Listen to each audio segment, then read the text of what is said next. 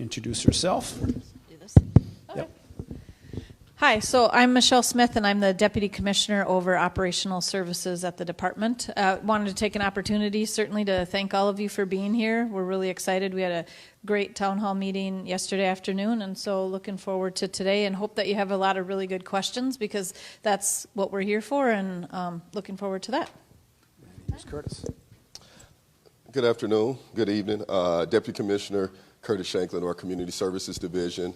I just want to echo what my colleague said, and I really welcome you all to this space and taking time out of your evening to join us. Please give us your candid feedback. It can only assist in this process. And know, as I kind of talked with the group the other day, we're not doing this simply to just check a box. We're intentional about really looking for you all's feedback, so please offer that to us as we move through in this process. But again, thank you all for being here. Really appreciate it. Great. All right, so the purpose today is to share a little bit with you about why we think a strategic planning process is important for the Minnesota Department of Corrections at this point. We'll describe that process and timeline briefly, just so you kind of understand where we are and the kind of the role that you can play to help us fill in some of the missing pieces and give us some feedback. We want to highlight some key features of the draft plan. We're not going to get into all the specifics. You've got a summary in front of you. We try to send it out to people in advance as well. And then we really want to open it up and think of this as almost a public hearing where we're receiving testimony from agency partners, local units of government, community-based organizations, interested citizens. We've done a heavy amount of engagement with our own employees over the past year, and we're going to be continuing to do that, but we also feel a commitment to engage the general public and folks who are external to the agencies as well. So that's the purpose. I'll just kind of walk you through, like I said, a few highlights. This will take about 10 minutes, kind of prime the pump and tee up some questions, and then we'll jump right into this. So why do we do strategic planning? Simply put, we want to create positive, lasting change. And so by strategic planning, you plan to get done what ordinarily will not get done. The type of planning we are talking about is designed to create an extraordinary result. So really, we're looking at things from kind of a 40,000-foot level, asking three big questions. Where are we at today as an agency? What are our strengths? What are our weaknesses? What are some of the opportunities and threats in the external environment? Where do we want to be in the future? So what does a vision of success look like? What are some of the big goals that we want to accomplish? And then begin to articulate how do we get there.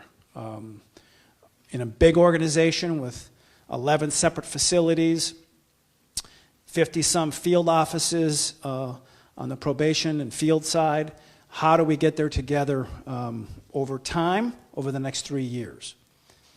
So process and timeline. So it's a year-long effort to put together this plan. And in 2019, we did a lot of listening and learning and discussing. Commissioner Schnell met with a large number of community-based organizations, here at the DOC and out across in the communities. The Commissioner's Office traveled to all the facilities, met with different groups of employees. We went into a number of the different field offices and met with agents to listen to their take.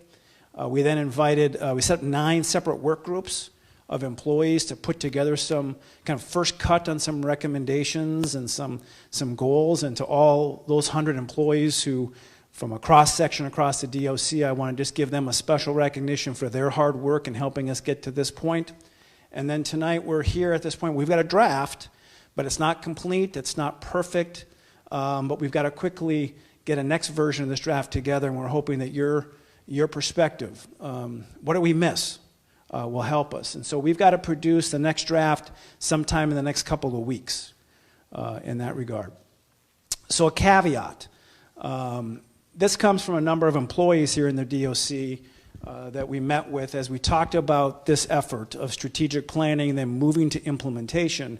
And they really felt it's important that we acknowledge both internally and externally that it's a paradigm shift.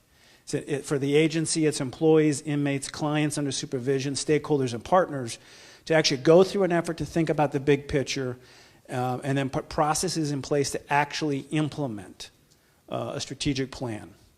Hasn't really been done in a comprehensive way before. So we're learning. We're testing some things. We'll get some things right. We'll get some things wrong. And we're really counting on your candid feedback as we move along. So in doing that, we must kind of be deliberate in assessing readiness for managing change and building the structures and systems and the leadership capabilities that are needed to successfully fulfill the DOC's mission and achieve the vision consistent with values. So here's a chart that we use. Collectively, where are we at on the scale of kind of time and change management? If you look at far left, it's, we're all unaware where we're trying to go to, and we want to get to a place of advocacy and ownership across the organization. We're very early in the process, so we're to the left on all over here, no doubt. And over time, we have to engage internally and externally to get to a place where there's ownership and advocacy across the organization for some of the things that we're talking about. Now, there are areas in the Department of Corrections that we do a really good job at.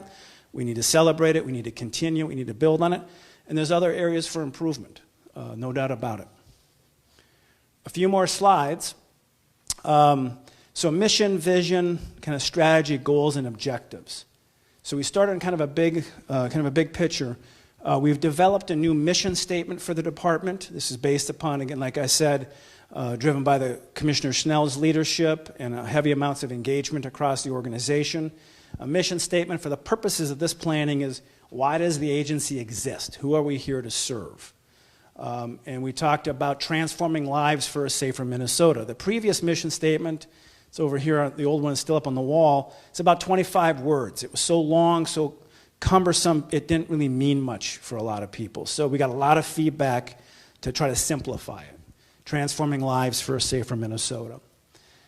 A vision statement describes what success looks like in the future, even if it may not be possible today or it takes considerable effort to accomplish. The new language is achieving justice through promotion of racial equity, restoration from harm, and community connectedness. Values, our definition is it's the agency's moral compass. Values help distinguish between what's right and wrong and gives us a sense of what behaviors to reward and incentivize.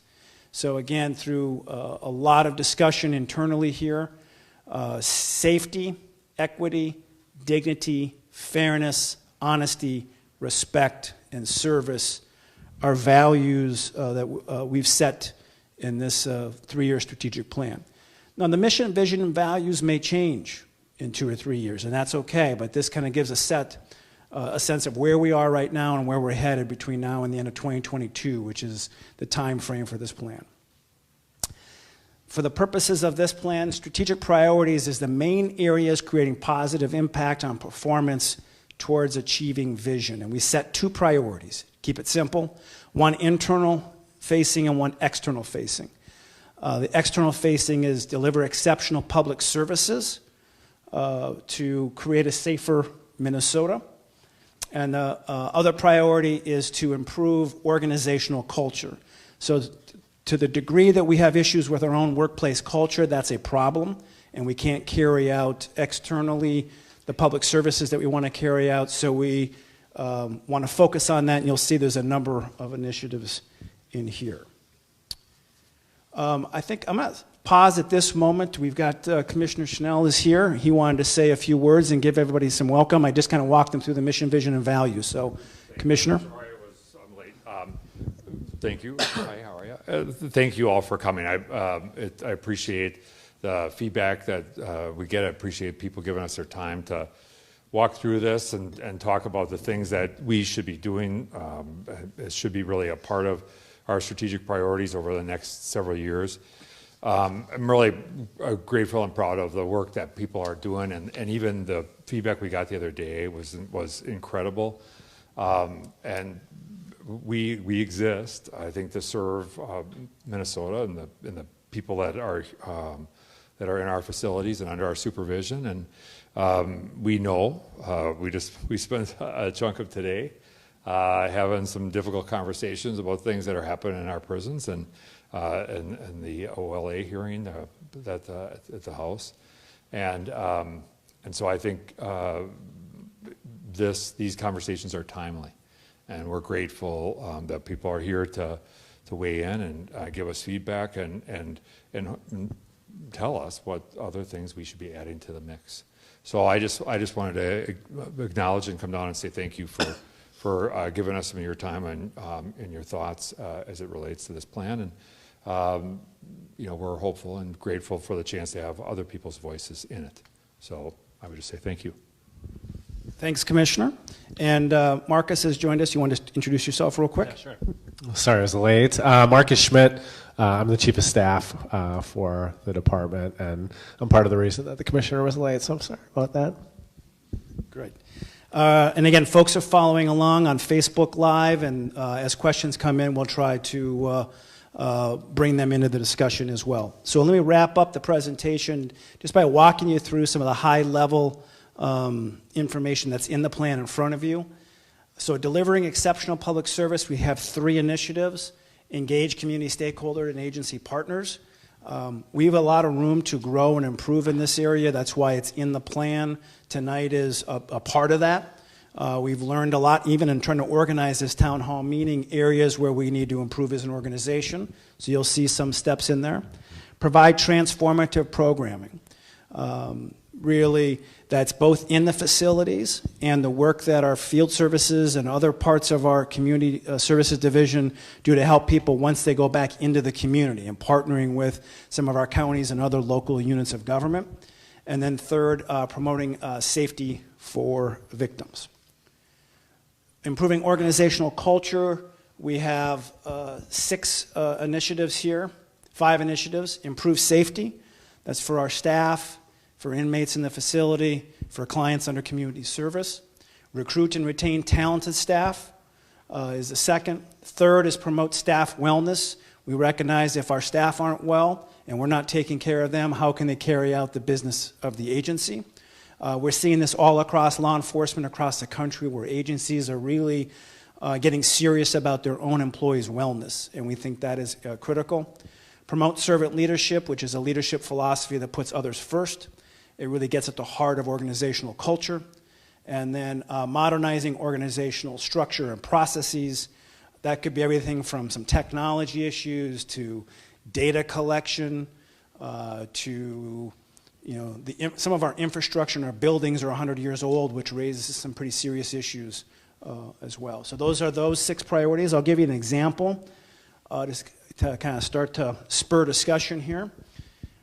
The agency initiative, Improve Safety, you can see the number 1 goal is protect all staff, inmates, and clients under community service from suffering, harm, and injury. As the Commissioner discussed today, there was the Office of Legislative Auditor released a report today. There was a hearing on safety in the facilities. So this is our number 1 goal. By goals, we mean what the organization is striving to accomplish during implementation of the strategic plan by December 31st, 2022. Governors served for 4 years, and so we picked basically the end of the first term of Governor Walz, Lieutenant Governor Flanagan's term in office. So they have 3 more years left. Objectives is a specific result the agency aims to achieve within a shorter, limited time frame, and with available resources, easier to measure. So you get done what you measure, what you count, progress towards. So these preliminary objectives are an attempt to help us gauge whether we're making progress towards some of these issues. So you might see the second objective is ensure that facility security audits are completed with fidelity and maintain accountability. That was a topic in today's OLA hearing, for example. I'll give you a couple of more of these, and then we'll open it up to you all, and we'll kind of walk through how we'll do the conversation. Practice servant leadership is, again, a discussion around organizational culture, what leaders do to help bring out the best in people and support people. So we talked about establishing a servant leadership institute to change or literally flip upside down the model of leadership and the paradigm that places others at the center. The Commissioner talks about creating successful experiences for others is a part of our philosophy.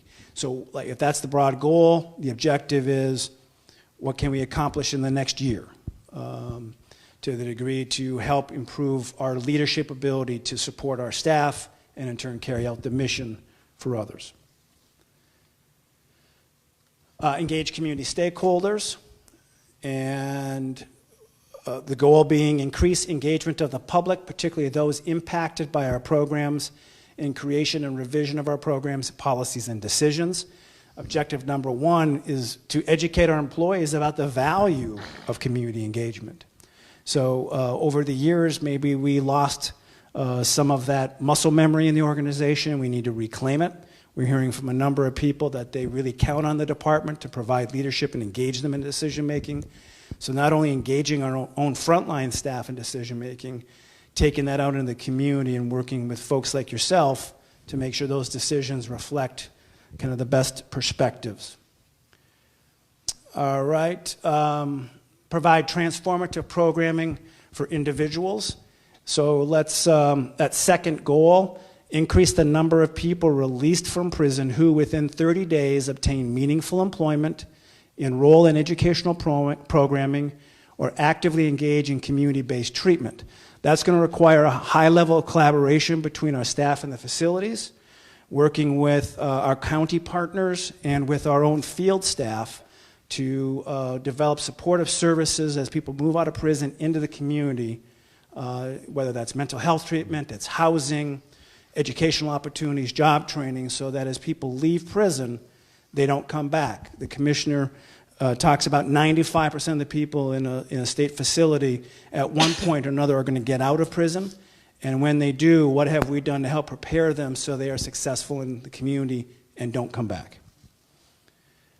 And essentially, here is the email address, and it's also at the end here. Here's some discussion points. We'll open this up. What are your questions for us? What are your reactions or ideas to what we've talked about tonight? Give you a quick highlight about what's in front of you. Some of you had a chance to just to start looking at it now. What's missing or what should be added? And how do you think we should make, what do you think we should make as a priority and what's most urgent as we move along? So those are kind of the broad questions. The way we're going to do this is Sarah's got a microphone. I'm also going to pass around some cards because not everybody likes to speak in a large group setting, so if you want to take a card. And we'll do kind of a hybrid version. We're looking for your advice. We'll take notes, questions. We'll just kind of get a show of hands. We'll stay here until hopefully we hear if everybody wants to speak can speak. We'll also take questions on Facebook Live, so as folks are typing in there, we'll try to work those into answers here in this town hall. So if you have a comment or a question, you don't want to raise your hand, write it down on the note cards. We'll pass them up and look at them. Other than that, Sarah will start walking around to those who have questions, and I'll try to help keep us on time. Like I said, we'll wrap up by no later than 7:30. So would anybody like to jump in first? Questions, comments, thoughts? Here we go. Thank you. My name is Dennis Donovan. I work at the University of Minnesota in Augsburg University, and I've had the pleasure of being with lifetime offenders at Stillwater Prison for the last 7 years, every month. And my question is, I didn't see up there, maybe it is, and I missed it, but what are you doing to empower the men and women at Shakopee so when they get out, they have the skill set that can engage in the real world the way it is when they get out? So what are we doing to empower men and women who are in the facilities with the life skills and the vocational skills? Kind of where does that fit into the plan? And it's under transformative programming. Do any of my colleagues, Curtis or Michelle or Marcus, want to kind of just take a stab on that real quick? Okay. Great question, Dennis. I really appreciate you being here. And because I flew in a little hot, I failed to just acknowledge how humbling it is that you all choose to spend a Wednesday night with us instead of doing something much more exciting. I think it really speaks volumes, I think, to the fortunate position that we're in to bring community partners and others who are really invested in the success of this agency and the work that all of our 4,300 employees are doing to higher ground, and just really appreciate your willingness to come in. We had a really robust conversation yesterday. This room was pretty full.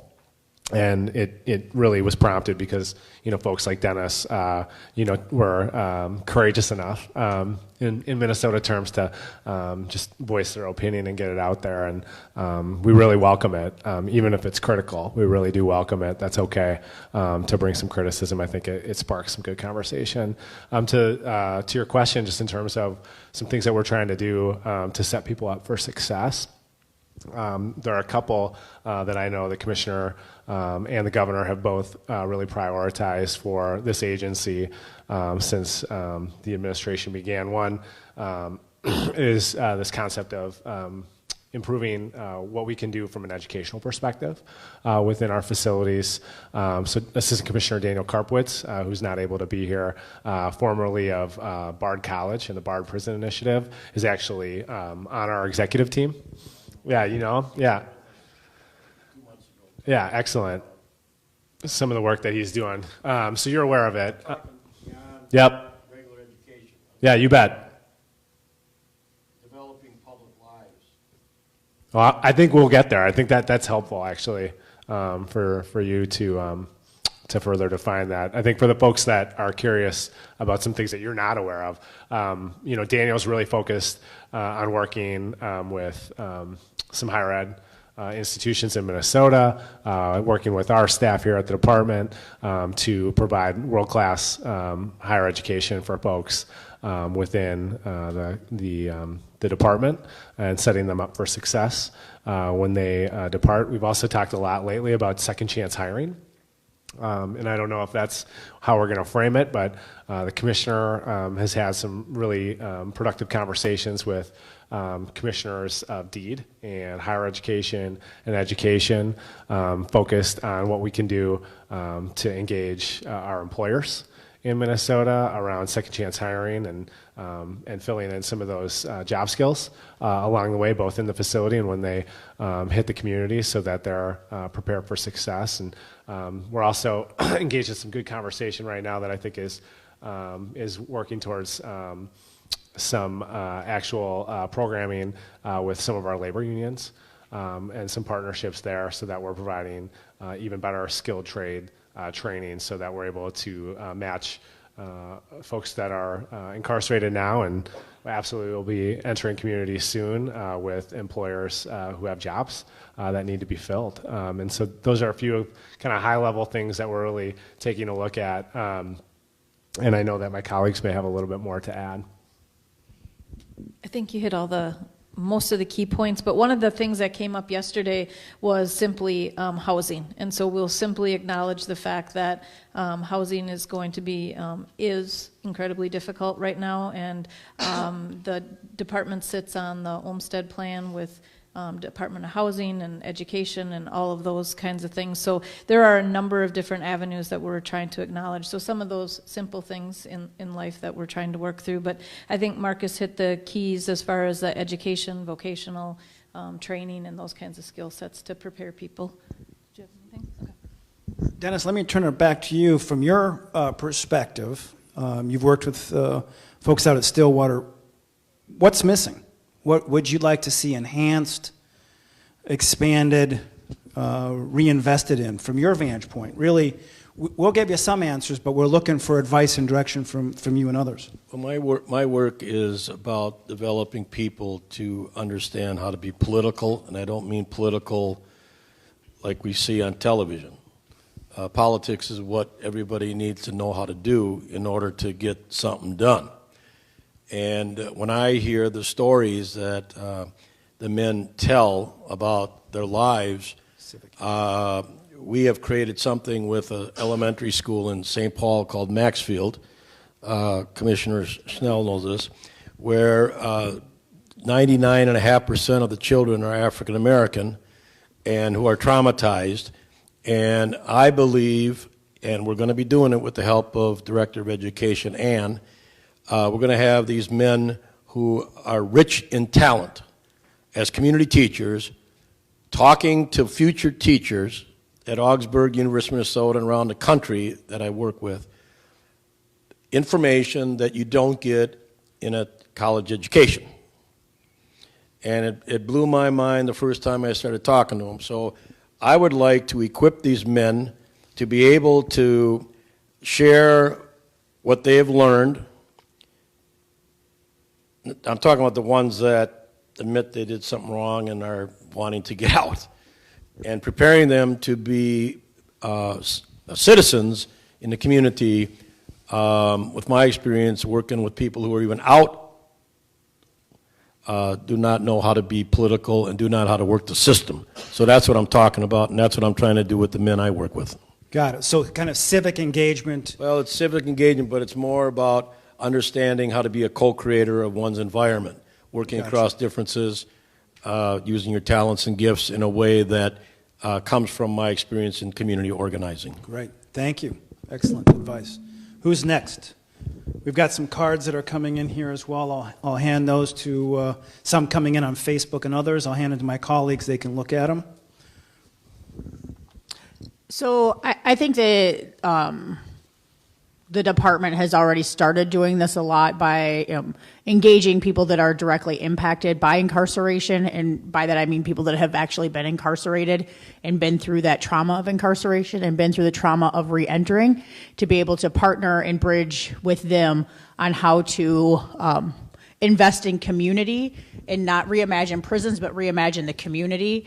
But how do you see part of that, and part of your we know in reality where your resources are is where your values lie, right? And so we know that we out here in the community can be fighting and trying to build community for people that have been in, for ourselves that have been in. But if there's not resources being allocated into that community instead of investing in the continued system of incarceration, do you see yourselves in the department and working to put those resources into the community instead of continuing to put them into facilities and staffing? And we know all those things are very important, but if we can bring down the prison populations, we don't need to raise the staffing population, right? We don't need to raise the budget for facilities if we have fewer people incarcerated, and doing that by really truly investing in the leadership of those who've been directly impacted by incarceration. So can you talk a little bit more on how you plan to do that? Who wants to? Curtis, you want to give it a shot in terms of the community services? Thank you for the question, and just thank you for your continued persistent work in supporting not only this agency, but those who have been impacted by the system and continue trying to live productive lives within the community. So thank you just for your efforts. I think you make a good point, and I think part of that is reflected in what we're hopeful to see, whether it's in the supplemental budget, as we move forward with this session, is looking at how do we not continue to just place money in facilities, but how do we look into maybe reallocate that money more on the community services side. So how are we looking, whether that's programming, how do we bring programming actually into facilities for those on the outside who have actually created great models for programming that have been proven to have results. Also, as we're looking around reentry, what are we doing with our reentry unit in regard to how are they working with community partners? And again, not just to have you at the table, but how can we take those ideas that all of you had who are working with those who have been recently released back into the community and have ideas around effective programming that could be utilized, that we can partner with. I'm going to say this again, and I'll say it almost every place that I go, that we're of the belief that those who are closest to the problem are closest to the solution. So how can we not only have you at the table, but how can we also empower you and bolster the work that you're already doing by not reinventing the wheel, and take that and apply that to those who are going out, who are going to need not only the work that you're doing, but the services to meet their needs. And I think that's a new outlook from this administration is how do we meet people at the space that they're in and provide community support and supportive services to look at people's needs and not so much their risk. So I think a big part of this is not just the investment into the programming that's here, but how do we invest into the community with those. And so part of when we're looking at reallocation of funding that comes to community services, it's not just for that division, it's also for programming that impact those that are a continuance part of the community services division, because we are all intertwined. So how are we looking to, again, have effective programming, but not just effective programming within our facilities, but how do we bolster the effective programming that's already going on out in the community so folks feel that they have a way to be connected when they are re-entering back into community and trying to have productive lives, and they're not dependent upon having to come in contact with the system to actually get services or programming that they need. The other benefit of that, too, is you get ideas around programming that's actually specific to their needs. So we're talking about gender-specific, cultural-specific programming, again, that's already going on out in the community. And a lot of times it's being implemented and run by people who look like them, which is, just being honest, is not always the case. It's not always what they get when they're inside of facilities. So how can we also align them with people who are running programming who have a lot of insight into their needs, particularly when you're talking about trauma and how that manifests within certain communities and how they're dealing with that. And there's a lot of talent, an enormous amount of talent that is already in the community. So how do we continue to tap into that? But again, not just to have you at the table just to say we had community at the table, but to take your ideas that you bring to the table and how do we invest into those. So that's the goal of this administration, and that's something we'll be looking to carry out effectively. All right, so we've got a couple of questions coming in from Facebook Live. We'll go to those in a minute or two, but in the interim, we have a comment here. Okay. So my name is Esteban Castillo. I'm just a high school student here. But to go off of what you said, Curtis, I like how you was talking about having more programs and things available. But how are you guys going to allow these people that need these programs to know that these programs are actually available? Because I have family that's been in the system all my life, and I've seen them thriving through the system, but they've been doing it on their own, just asking us for things, for resources and stuff like that. They haven't really understand that these are existing programs available that they can actually utilize and stuff like that. So how are you going to let them know inside and when they get out that these are things that they can look into and stuff like that? Well, thank you for the question, and thank you for coming back again to spend time with us. I appreciate that. And you make another good point. I mean, a lot of times, and this is not just exclusive to here at the DOC, but with many different agencies, even just across agencies, a lot of times we don't even know what's happening in another agency because we become so siloed. So I think the goal, and to reach your point of what you're talking about, is to be intentional about that. And so for us, again, it's not just to check a box, but it's to be intentional. So when you have community partners at the table and they feel a part of the process, then you can also utilize them and their enormous amount of reach because they're the ones who are out there actually in the communities. They're the ones who are actually interacting with these folks who know that the need is there for them to wanting to be actually get connected with certain services that they just don't have readily available at their fingertips. So the more that we can be intentional about having folks at the table also gives us a conduit and a connection to be able to streamline the services that are out there in a way to get people connected with those services. And not just as the way to say this is where you know that this particular place is where you can get services, but how are we utilizing, whether it's our agents, as part of being a role of being a probation officer. It's not just around supervision, but when we talk about supportive services, it's also a way in which I can connect you with the services that's actually going to meet your needs. So again, if we're intentional and being sincere about having our community partners at the table, part of of that goes with that is making sure that we're utilizing not just their expertise, but their reach into the community so that they can put the word out that, hey, these are the services that are available. Other things that we're looking about internally is how are we able to get all the work that we're doing out to the masses, so that we can have maybe a central location where folks can come and be able to see all the things that are going on at the DOC and the work that we're trying to do, so they have an avenue to come and be connected with those services that are available. So, I just wanted to reiterate some of what we talked about yesterday at the session was actually having sessions like this and the opportunities that we've had thus far with meeting with individuals who are currently incarcerated and giving them an opportunity to ask some of those same questions and having those conversations face to face as well. And I think that we'll get to the point that you're asking, because I think it's a good one to ensure that people know what we have going on. So thank you for asking that. All right, so Curtis, Michelle, and Marcus have a couple of questions that have come in on Facebook Live. I'm going to let them look at it, and then maybe we'll turn it back over to you in a second. You can respond to those questions as well. So out here. So Sarah's got a microphone. She'll bring it around to you.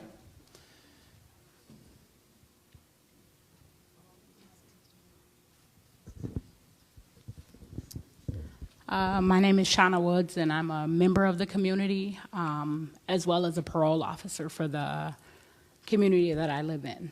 I had a question. I didn't hear the word accountability at all, and both of my parents were incarcerated.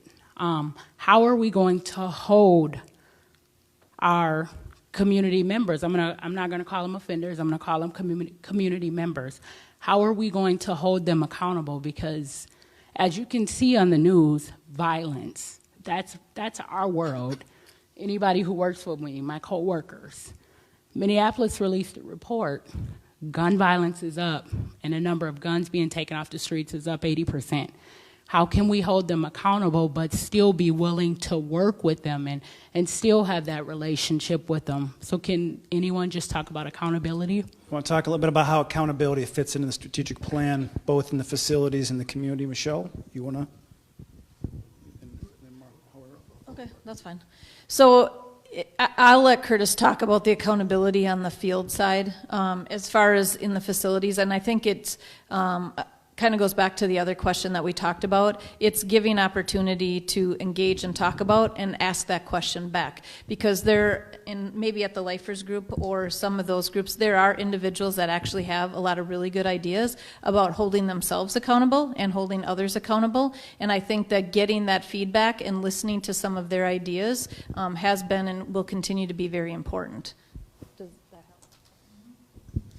Like I said, first, thank you, but I also want to make sure that I fully understand what you're asking. So when you say holding those accountable, I'm assuming, because you said I don't want to say offenders, so I'm assuming you're talking about maybe our returning citizen, those who have been in the system as they go back out. How do we both hold them accountable, but also work with them while they're out in the community to assist, continue to meet their needs? Just want to make, is that accurate?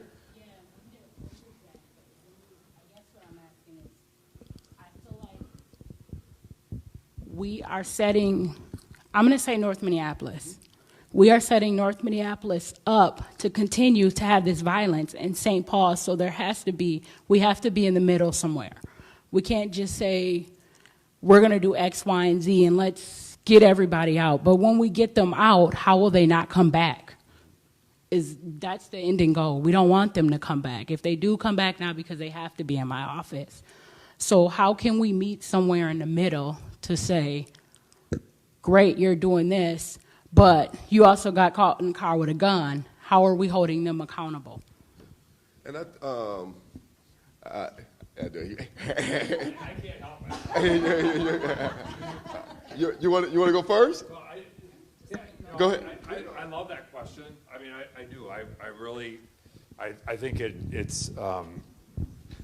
You know, look, there's prosecutors here. We've had police, we've had agents, we've had the full spectrum, and I think at the end of the day, having worked a lot of time in my life in law enforcement, there are people that are being harmed today, and we have to address that. We have to, and I'm not. So trust me, I'm not saying for a minute that this is. All about just getting people out there is no accountability, because I think there has to be. The challenge is that I think two things really. We struggle sometimes to know when is somebody paid.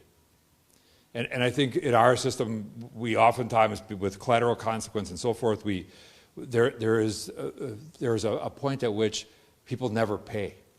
There is not an opportunity to become whole again. And I think that's one of the concerns. So for me, it's about it's easier to talk more about accountability when we can say, at the end of having done whatever that accountability is, I can be whole to the extent that that's possible, I think is one point. The second thing that I think has been a strange observation for me, just being in this role and then having worked so many years as a cop, is I go to some of these community events after some of these shootings that have been happening, and I see this really crazy, weird position that many of the communities, especially communities of color, are put in. On the one hand, they want people who are being harmed and killed, they want that to stop because it's affecting their families. And at the same time, there has been struggles, and we would be remiss if we didn't say that the system has a range of issues relative to its treatment and the disparities that exist for communities of color. And so on the one hand, while they're saying the system has, at least from an historical perspective, had impact on certain members of the community in ways that it hasn't for others. And so they're in this strange place of having to, on the one hand, say, we want it to stop. We don't want the harm to continue. And at the same time, we can't use the same tactics and strategies that ultimately impacted the community. And I don't know the answer to that question, but I got to say that just being in the position that I've been in now, I see this push and this pull in a way that I think one of the things I love about these types of conversations is that this is the place where I think as a society, as a community, as Minnesota, we need to struggle with what is that sweet spot? Where is the place where we can say that's not acceptable here? There is a level of accountability, and at the same time, there is an opportunity for people to be redeemed and become whole, and that there is a system that's grounded in fairness. Because we also know that sometimes accountability can mean systemically, and I was a part of this. It means that if there's a problem, one of the strategies we use is a lot of policing. And that has implications also. And so these are, you know this as well as anybody, and so I'm not trying to educate you, but I point it out because I think it's a great question, and one that I think as a community and as a people we have to struggle with. And so I'm grateful you brought it up, and I didn't give you any answers, but I at least weigh in on the challenges that we face. All right, so we are going to take a couple of comments and questions from Facebook Live, and then we'll come back here. Here's a comment. It says, at Moose Lake, the prison is a community partner with local restorative justice program. Inmates share knowledge with staff and volunteers at the local program. Then they become volunteers within the program. And I think this person just wanted to give a shout out to something that they felt was an effective effort that should be continued. I know, Curtis, you got a couple of other comments or questions that came in on Facebook.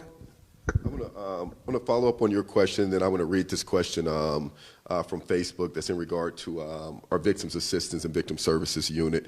But I also just want to just reiterate some of the things that the Commissioner just mentioned, but also kind of point out that I think we talk about this accountability, and particularly when we're talking about what's happening or what kind of seems to be the chatter going on around what's happening here in the metro, and we see what's been happening over in North Minneapolis, some of the things that happen over East St. Paul, Frogtown, and those type of things. I think we first have to have an appreciation and an understanding for how particular people get to that point, to where they feel that they need to carry a gun first and foremost. all the research and stuff out there would tell you that poverty doesn't necessarily cause criminal behavior, but what it does is it increases the chances of someone to be involved in criminal behavior because it increases their criminogenic risk factors. And so I think first, before we get to the point of just focusing on the behavior, which seems to be a lot of times the way we react, both in policy and the way we sometimes prescribe practice, is to also have an understanding and being honest about some of the policies and things that we've tried to implement over the last 30 to 40 years that have contributed to folks who are living over in North Minneapolis feeling as the way that they do and feeling at times that they need to carry guns. And also understanding that when we're talking about the violence that's happening over there, we're talking about interracial violence. And a lot of times that is black men killing other black men. And so the community has to be at the table. I think a lot of times when we talk about reform, that we make the mistake of thinking that talking about reform means that you don't care about public safety or accountability, or when community members step up and say that they want things done a certain way in their community, that means that they don't care about public safety or accountability that's going on in their community. And so first looking at the conditions that put someone in a situation and the trauma that they're dealing with that would lead them to carry out some of these acts, and find ways in which, how can we continue to invest into those community so that they have pro-social skills, so that they have access to trauma-informed care, so they have access to mental health services, so they have access to chemical dependency services, and that we're doing this more to be proactive and just not to be reactive. And also, what are ways in which we can continue to work with families and look at family dynamics, and not ways in which that we're looking to look at families and be punitive, but looking at ways in which we can look through a rehabilitative model and find where are the ways in which I can meet you in your space and help to alleviate some of the conditions that you're dealing with that put you in a situation to where you have to feel like you have to carry out certain acts, and many times they can be very heinous acts. And now that goes not to say that these folks who go out and if you commit murder, then you should be held accountable to the highest degree. But I think it shouldn't just stop there. Then the question then has to become after that is what puts someone in a situation that would feel that they had to act in such a way, and what can we do to hopefully ensure that it doesn't happen again. And so I think that is the part of that accountability piece, is having folks at the table from the community so that they understand that you're sincere and you're open to the condition in which that they're trying to work through, and at the same time with an understanding that I want to meet you in your space and not just look for ways in which I can put more law enforcement officers within your community, but how can I put more services right there in your community that's going to give you the resources that you need so you don't feel like you have to go out and rob someone because I have access to an actually good paying job. So I'm not out homeless trying to make it from day to day because you have access to stable housing and those type of things. I mean, we've tried it one way for the last 30 to 40 years with the way that we've dealt with crime, particularly in communities of color and our Native American communities, and the outcomes just aren't there. So at some point, we have to start thinking about this a different way and start looking to employ different strategies if we really want to be sincere about how do we stop some of this violence and things going out there. But it's also us looking at the entire picture and looking at what exactly are these heinous crimes that are happening, and having people to feel like they're not always being isolated or called out for just their egregious acts, and that North Minneapolis becomes always the talking point for this, but we don't talk about some of the crime and things that happens out in greater Minnesota that never comes to the attention that we see in the news like we see in North Minneapolis, which then leads those communities to always feel singled out and to feel like no one cares about what's going on with them unless there is a spike in some type of crimes, where then we looked at to use that as a conduit to see how can we provide more policing in that area, but not more services to help those people out. And I just said North Minneapolis. No, I know, I totally get it. No. There's a question from Facebook that says, in the draft, there's nothing under promote safety, and this is as it pertains to victims. Please explain why that's missing, but more importantly, what are goals and outcomes? What are the goals and outcomes under this goal? And as you all are right, that the victims portion was not put into the strategic plan. I'm actually leading that work group that will be incorporated into the strategic plan. So it wasn't that they were just left out and forgotten about. I came in and then decided to just chair that group. That was one of the last groups that kind of got formed as they were putting all the groups together and taking collective staff who wanted to staff that group. So we've already met a number of times to provide our goals and our input into the strategic plan. But a part of that is having an understanding for our victims and survivors and training people to understand, or how do we look at specific training that is going to assist them to deal with the trauma. And that's not just for those victims and survivors who are going through that, but that's also for the staff who's entrusted to provide training for them. What are we doing to look at wraparound services? Because our ultimate goal is to find ways in which that we can provide those victims and survivors with the resources that they need to make them whole, so that they can feel like they have been made whole again, and that they can move on with life in a productive way, and not move on in a way that's fearful of what might potentially happen in the future. So how can we, first recognize our victims and survivors and understand the trauma that they went through, and also what are ways in which we can make sure that we're intentional about that they're receiving the services they need, whether that's through our victim advocate phone line, whether that's through emails, whether that's through notifications that we've been doing, whether that's other certain type of programs that's been running around gift-giving programs. How do we continue those services? But more importantly, how do we continue the training so people really have an understanding of what victims and survivors go through, and not what is just out there as that's very presumptuous about who those people are and what they're dealing with. And it's also an understanding that many of our incarcerated people have been victims themselves. In many of our neighborhoods, you can be a perpetrator on Monday and you become a victim on Friday. So it's also understanding that even within our facilities, our incarcerated people, many of those people are victims. So when we're talking about services, we also have to keep them in mind too as well, because we know that 95% of our incarcerated people will be returning into the community. So how are we making sure that they also get the services they need, so that when they go out, they can become and live productive lives as productive members? Great. We'll come out into the audience in a second, but we got a quick question from Facebook. Yesterday, housing came up many times with the population that I serve. They have the most barriers. Can you expand on goals regarding the reduction of housing barriers for people in the community who are formerly incarcerated?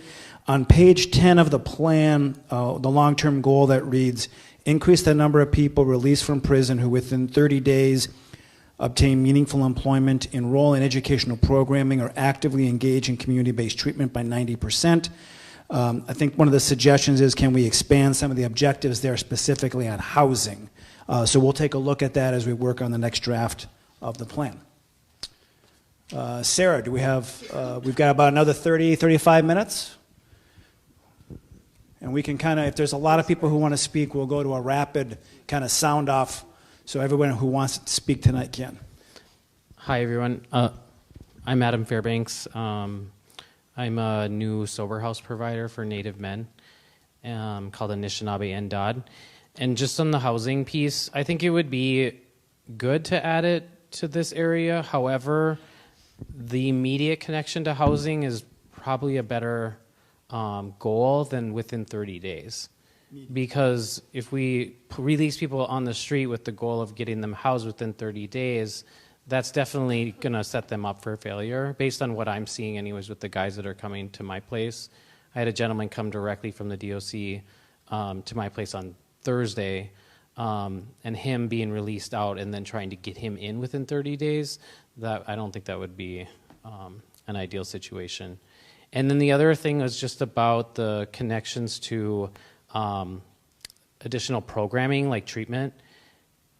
I think you guys might want to consider incentivizing treatment providers or other folks that receive perhaps like Medicaid or other public funding sources to partner with the DOC, because in my work with tribes, I develop like Medicaid programs, and I'm learning now that I do this sober house work with people coming out of the DOC.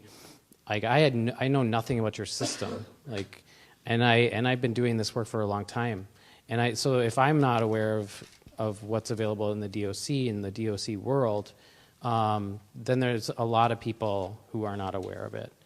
And so there must be some ways to like incentivize, or I don't know, just get people in the same room to start talking with each other to learn about, you know, what these guys provide with like the people in my world of what they provide. And then I just think things can happen. So if there's a way to incentivize that and those partnerships, I think that would really be great.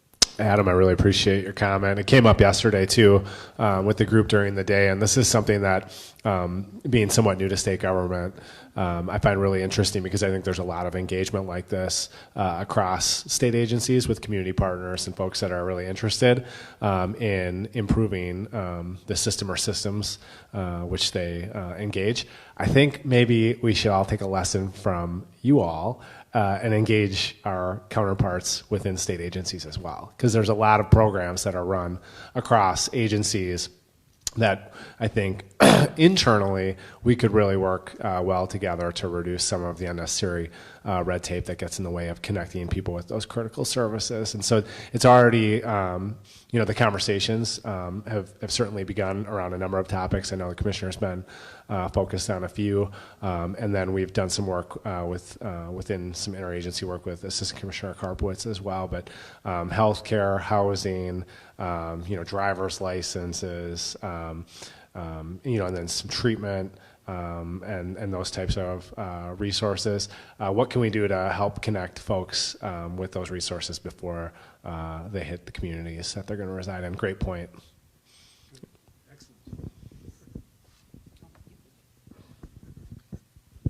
Just two really quick things. Like a really concrete thing is that, talking with Adam and some of the guys that are coming out, that, there's the 2-month rent stipend that is available, but it's not available to people that are in non-technical violations. So people that are coming out after technical violations are not eligible for that support. And it's really, it hinders people, because if you're coming out on a technical violation, a lot of times can be because of housing and lack of housing stability is the core reason. So that's something really concrete that can be looked at, we think, especially providing housing for people that are coming out of incarceration. That would be really helpful. And also, I see and I know, I do know that the agency understands this, but just really putting it in your strategic plan that incarceration in and of itself is traumatic. And the agency is causing trauma just because of the act of being incarcerated and being taken from the community and separated from family and community. And, just really working with people, the warden in Norway, and he was the one who pointed that out when we looked at all of the amazing things that they were doing there. And when he stopped and said, don't be confused. We're still inflicting trauma upon these people, because being away from family, not being able to go home is traumatic. And so really when we're looking at how are we doing any sort of reentry, how are we doing any sort of programming, understanding that they're in the midst of trauma at that time. Whether they made the choices to be there or not, it's still trauma. And even just being able to just let them admit that and to be able to call that out is very empowering for people. And just saying, we understand, but this is traumatic and you're going through a really traumatic experience right now. We understand that. We're here to support you on that. And also talking about reentry trauma, because you can prepare somebody, you can put them through all the classes you could possibly think of and give them all of the tools. But the second we walk out that door and we're in community, and that is on community. That's community's responsibility, and it needs to be held accountable, and I take that upon myself as how are we welcoming the people back into the community, and how can we build a stronger support around them. But just talking about that and preparing people for that also, because you can, like I said, you can be in every program and just very invested in changing your life, but the second you walk out those doors, You're not prepared for the anxiety. You're not prepared for the shame and for the rejection and for all of the things that go through you the fear of going back, the fear of losing your children, the fear of failing, and that it can be so astronomical that it's debilitating for some people.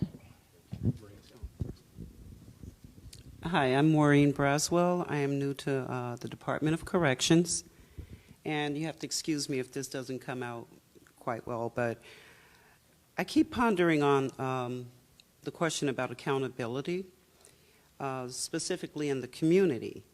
So I am wondering, because people who are re-entering society and then people who are causing a lot of problems in the communities, has there been any effort to establish a task force of these people, letting them, putting them on the forefront, because they've been in the trenches? They know, most of them know what the problem is, and the ones who are still out there knows how to solve it.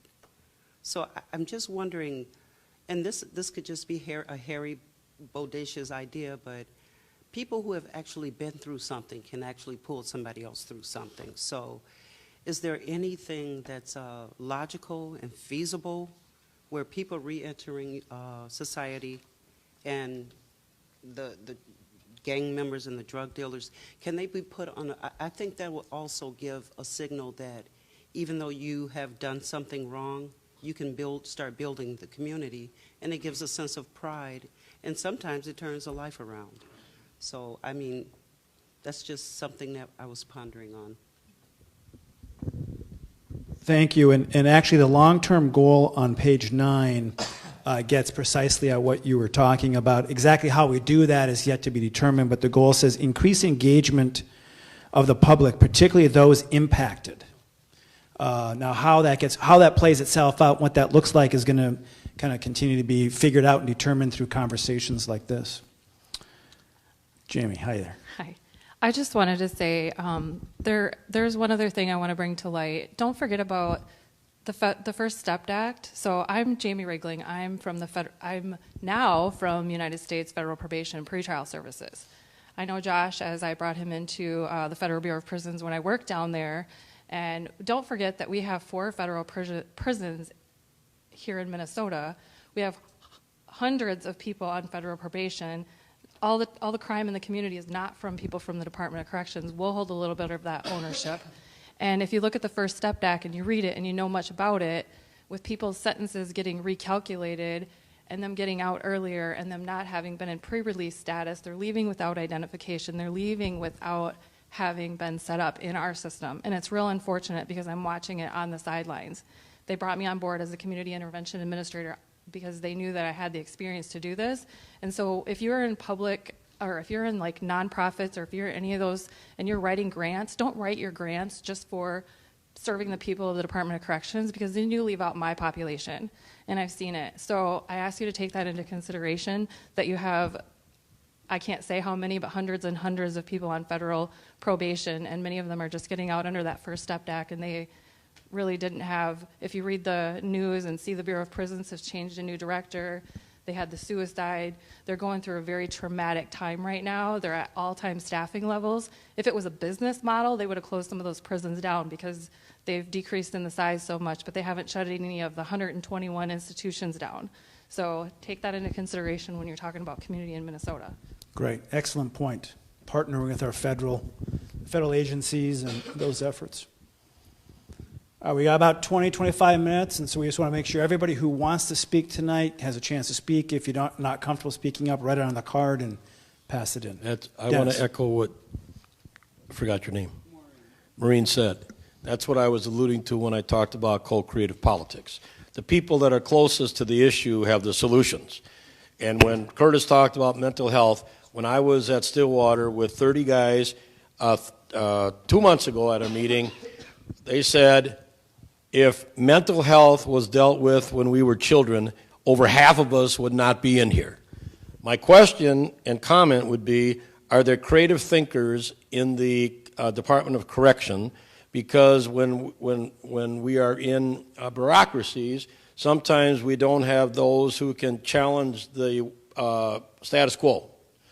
And I would agree with you wholeheartedly. And I had the pleasure of being with Jesse down at Waseca Federal Prison, and there's at least 100 Minnesota women in there, and there are women from all over the country. And if we are human beings, as the men say, we are human beings, it is atrocious that some of the women in that prison haven't had a visitor in 10 years.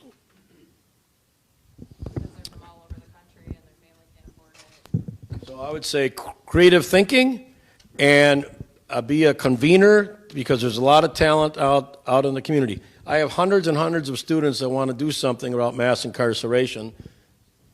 Let's put them to work. We'll go here, but first, Marcus has a comment or a question that came in on Facebook Live. So one of our Facebook friends submitted a question around employee wellness, stating that happy employees provide fair and just service. Does the plan include investment in staff as the most valued resource? I think there are a number of specific areas where we're investing in staff wellness. I think 3 buckets around staff, just related to safety, development, support. And I don't necessarily need to reference them because I feel like I can spout them off here. But some of this stuff's already in motion because when we started a little over a year ago, we were just hearing so much from staff about the need to respond to and invest in some of their concerns, and we picked up a lot of this through the hundreds and hundreds of engagement sessions or opportunities for engagement with staff throughout the department. But a few things, starting just with engaging staff in decision making, right, and really giving staff agency in the decisions that are being made that affect this agency, I think is a place to start. And from that, we made some investments in peer support.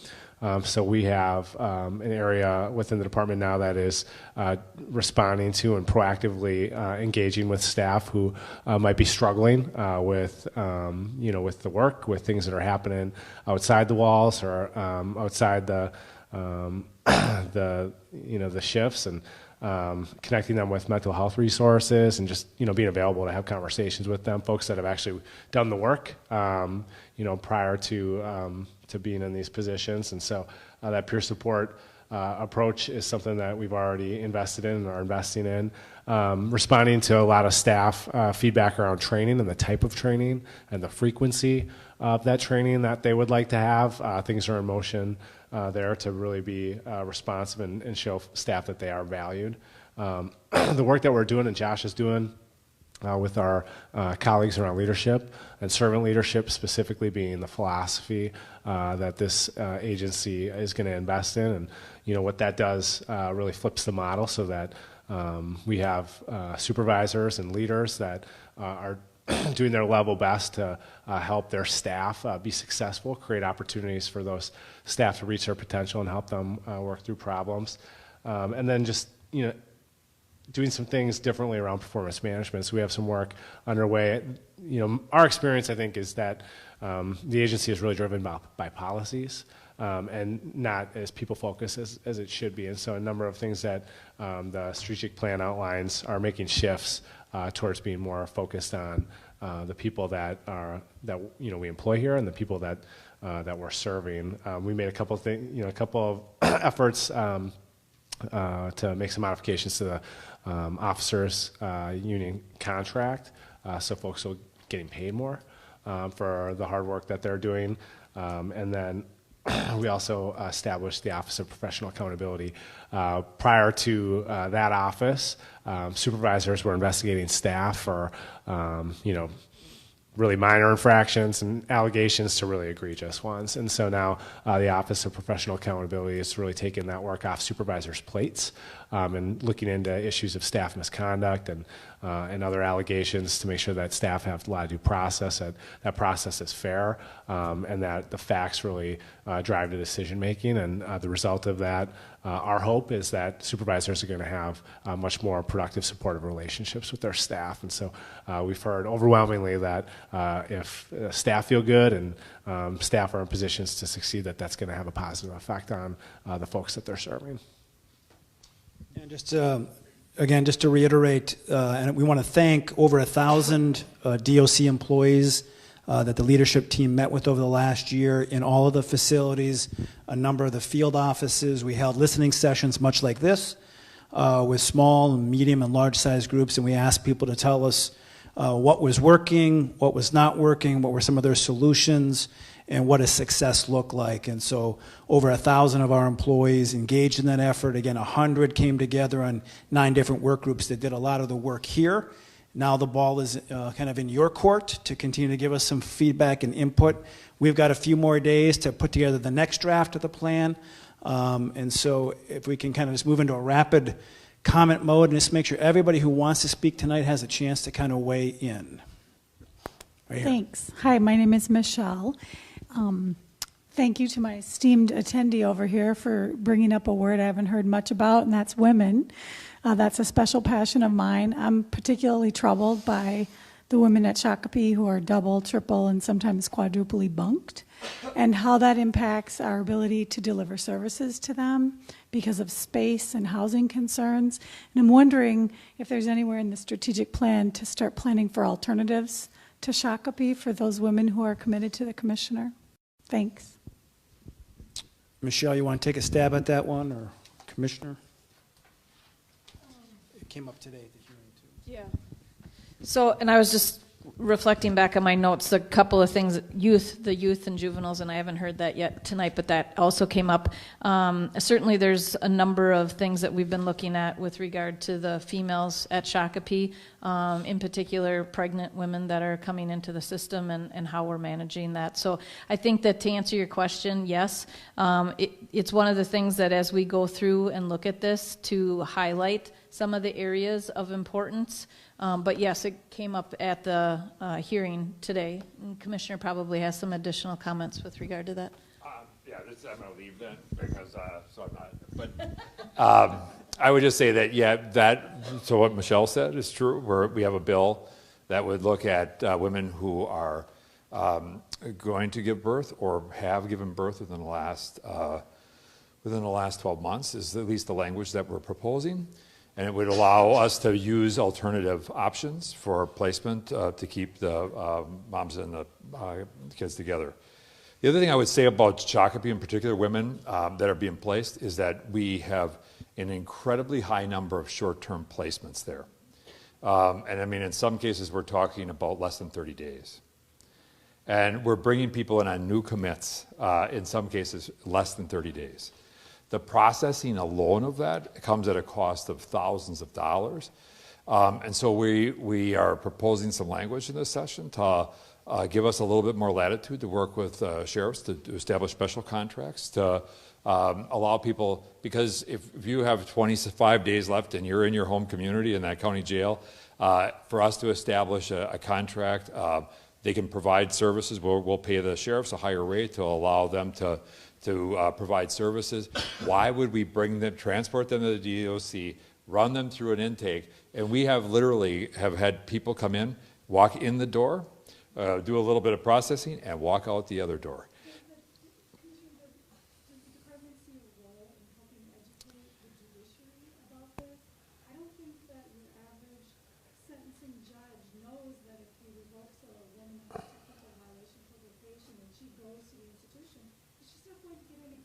Right, and I think this is, so the technical violation stuff is one of the areas, and we're talking with the County Attorneys Association, we want to get stuff out to the judiciary. We're concerned about this, obviously. We're running these people back for between 4 and 6 months, doing nothing for them, actually increasing the risk of their return. I understand why the courts are doing it, I do. And oftentimes it really is a result of the fact that communities are lacking responsive services that they can have people access. And so one of the things that Curtis is going to be working on, responsible for, if we get that money he talked about earlier, which we really have made a strong case for. We've talked to the Community Corrections Act counties and our agents across the state, and they're saying, look, if we have resources that we can use to develop resources that ultimately will serve our clients, these correctional clients, but at the end of the day, they should serve the community as a whole. To me, that makes good sense. And so this is one of the areas that we're really trying to focus. How do we shift those dollars out and not just using the traditional same resources of a bunch more agents? Not to say that the caseloads aren't high enough and we may need to do that in many cases, but sometimes it's other types of supportive services. It could be aftercare things, it could be transportation stuff. I don't know, whatever, and communities need to decide what that is. And I believe that if prosecutors and courts and probation officers had access to those resources, they can make different kinds of decisions. And then we're all better off. We got about 10 minutes left. You're up next. I think when we're talking about like why are people driving around with guns and everything, we miss the part of that's what their identity has been, and what are we doing to support a different identity. If you identify with people who carry guns, you carry guns. If you identify as a father, then you act like a father. If you identify as a nurse, you act like a nurse. And if you identify as a firefighter, you act like a firefighter. You act like what you identify with. So what are we doing to help people and support people growing their identities in a healthier way? Because if we help people grow their identities different, then their choices are different. I worked with the EJJ young man who was carrying guns and carrying guns and carrying guns and carrying guns. And once he got into school and then got a job as a security guard, he was like, I can't believe I ever did that. Now I am in charge of people's safety. So now I identify with somebody who keeps my community safe. And I would never make any decisions that would harm my community again because his identity changed. And I think we just don't support that identity change enough. We don't do enough things to support that. And then the other thing is that when we're talking about connecting with community resources, we're losing the idea of relationships. So if I have a piece of paper that tells me about a psychologist I can go see or a therapist I can go see, and they're just a piece of paper, that's what they stay most of the time. They stay a piece of paper that I never want to see and I'm not invested in. But if that person were to come see me and meet with me a few times when I'm incarcerated and I know that person and I have a relationship with them, I'm much more likely to visit them in their office. I feel much more comfortable about going to them in their office. And too often we hand people a piece of paper with a bunch of words on it. They have no relationship to anything on that paper. And so they're not invested and they don't feel comfortable with going to see any of those people on that paper because there is no previous relationship there. So what can we do to build those relationships? Not say we're giving mental health services in there. And then when they get out, those mental health services end and they're supposed to start a whole new set of mental health resources. They don't want to do that. They're already relationship with people inside. So then when they get in trouble on the outside and they're starting to have trauma and they're starting to feel like they're going to relapse, then their resources are on the inside. The only way they know how to get resources, the resources they're emotionally connected to, are back incarcerated. And so then they go back through the system to get those resources again. We need to help them build the relationship with their community resources before they get out. Excellent. We'll just kind of go into rapid, make sure everybody has a chance to speak, but thank you, very powerful.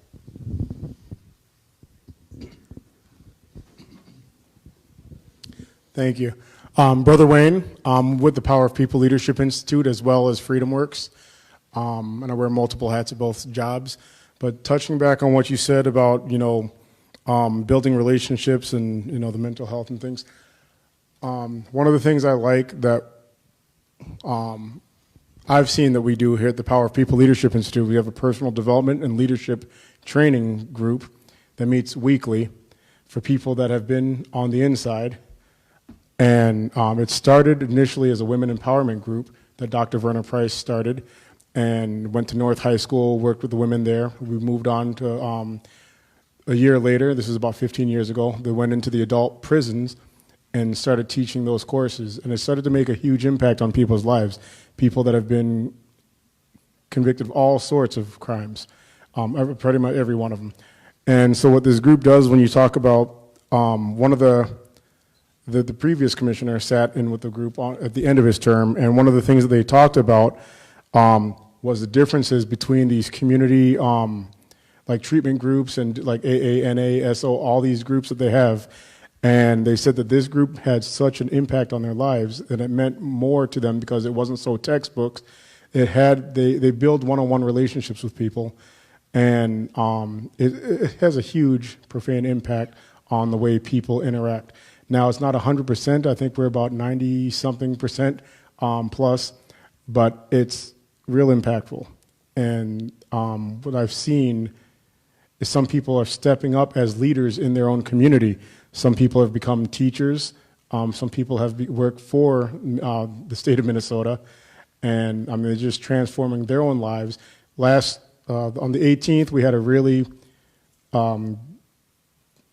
big, really impactful meeting with the North 4 Project, which involved some of our guys that had gun cases and some of their young students, anywhere from ages, I believe, from 17 to 24. The group that showed up was about 19 to 24, and they listened. They sat in on the meeting, they listened to it, and they were changed at the end of that.